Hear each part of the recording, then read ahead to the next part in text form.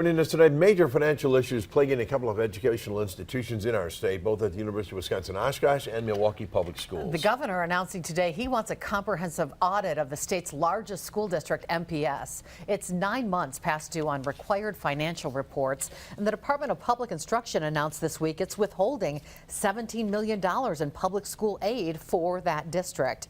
At UW-O, it's reporting a $7.6 million deficit for the end of the fiscal year. That's far larger than the anticipated gap of $3 to $4 million. We begin our coverage at UW-Oshkosh, where leadership says the numbers aren't as dire as they seem, even though there are some still very tough decisions ahead. After eliminating more than 200 positions this year, the chancellor says a better financial picture is forming, but the school's physical landscape will see some changes.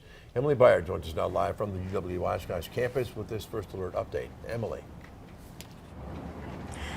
Bill and Cammie, Chancellor Andy Levitt really telling me this is all due to timing. The rest of the year, there's going to be some changes, and some of those will include a new loan, but also possibly some buildings coming down here on the university. This starts first with that loan I mentioned from the Board of Regents and the Universities of Wisconsin. UW-O agreeing to a low-interest loan for the total $7.6 million.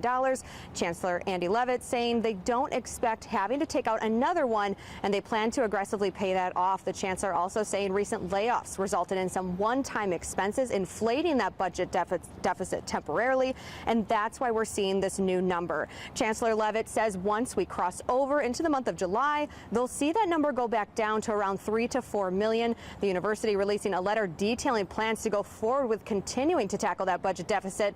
Chancellor Levitt telling me today the university has submitted requests to the Department of Administration to decommission and demolish some buildings on campus. Those included in the request are Donner and Webster Hall, both built in the 1960s, Radford Hall, built in the 1950s, and Grunenhagen Hall, all four of them costing more to renovate than to build new housing. There are several steps in motion, but Chancellor Levitt saying this is all part of a bigger plan, and that by the end of 2026, the university will have eliminated its structural deficit. You take an instance like this, we will be a different institution. There's no question about it. We're going to be a better, more nimble, more responsive, better organized, leaner institution when over the next 2 years. The academic restructuring alone is going to much better align us with what the interests of our graduating high school students are in terms of the career clusters that we're going to create. Oftentimes you have to go through something very difficult like this to affect the kind of change that is necessary to set us on a new course for the 21st century.